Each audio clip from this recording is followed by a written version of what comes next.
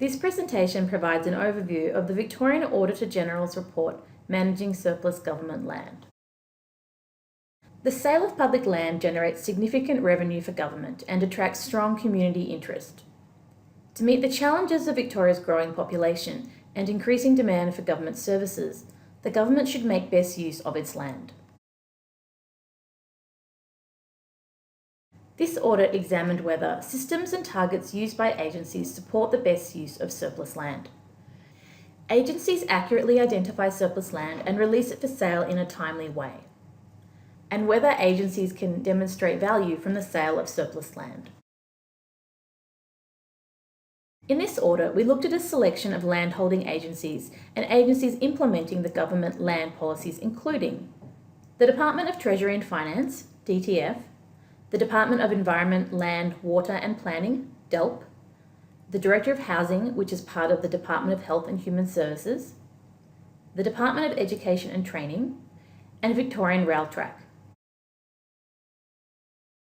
We found that it is difficult for agencies to make sound decisions about future land use because the existing data on landholdings is inaccurate and incomplete. In particular, there is the potential for missed opportunities because government agencies do not know how much of their land is currently under or partly utilised. DELP is in the process of addressing these data gaps and improving its land management systems. To support whole-of-government strategic land management, DELP established Land Use Victoria, LOVE. LOVE is improving access to information about government land use by creating GovMap, an online tool that brings together a range of datasets on government land which are currently held in different systems by different agencies. Current policies emphasise the financial value of land and do not provide guidance to agencies on how to achieve best value. LOVE has developed the Victorian Government Land Use Policy and Guidelines, which includes a new definition of public value designed to improve whole-of-government decision-making about government land use. The systems and processes used to manage surplus land do not support a strategic whole-of-government approach to achieving best use. A necessary step to sell Crown land is the Strategic Crown Land Assessment (SCLA) process, which determines whether surplus Crown land sites have any public values. We found that the time DELP takes to complete SCLAs is increasing, leading to potential inefficiencies and wastage of resources.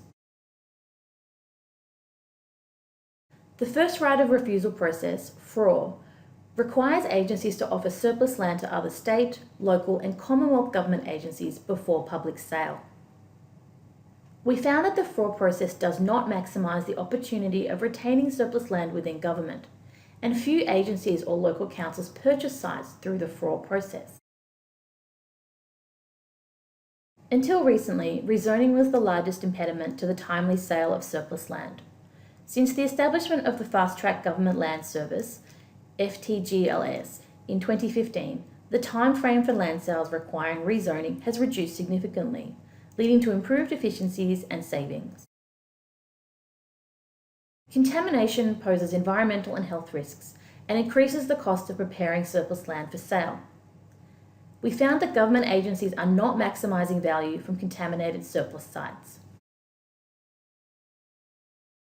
Land sale targets assigned to agencies are not evidence-based and encourage agencies to prioritise the sale of surplus land rather than considering whether another option would achieve better value. We made 2 recommendations for DTF to develop advice on land sale targets and incentives and work to expedite native title consents. We made 4 recommendations for DTF and DELP to review all land management policies, expand land utilisation categories, develop guidance on leasing, and review the FRAW process. We made 5 recommendations for DELP to develop guidance on contaminated and low-value sites, assess contamination risks, and address delays with SCLAs. We made 2 recommendations for land selling agencies to assess costs and benefits and consistently use the FRAW process. All agencies have accepted the recommendations. For further information, please see the full report of this audit on our website, www.audit.vic.gov.au. www.auditor-general.gov.au.